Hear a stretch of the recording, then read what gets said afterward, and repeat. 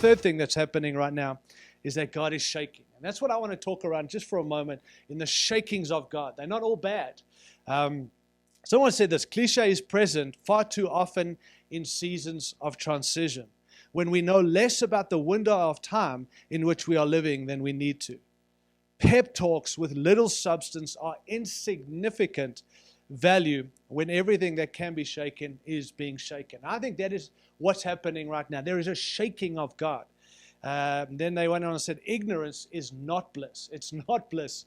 We got to know what God's doing in this time. We got to function with what He's doing and focus on the mission that He's given us. And so Hebrews chapter 12, verse 28 says, therefore, since we are receiving a kingdom that cannot be shaken, let us be thankful and so worship God acceptably with reverence and awe. Why? For our God is a consuming fire. God shakes us for many reasons. The shakings of God are good.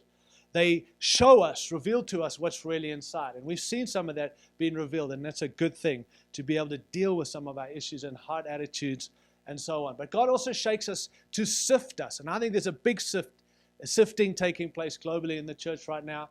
And the real followers of Jesus are coming through this. Those who are connected to Christ, who are following Him and understand their role and responsibilities. But God also shakes us to strengthen us, friends. There's positive things that come out of this. He wants to purify us in this shaking. And I think we've been purified. We've been through the fire in a sense, and it's a good thing. He wants to position us and direct us where He wants us. He's positioned us in places and situations for His purposes and for His plans. He wants to protect us. We've been protected, I think, as a team, not just from COVID, but from the stuff that maybe we would have all run after if it had not been for some of the pandemic and the shutdown and the relooking and refocusing. And so the shakings of God are there to actually protect us.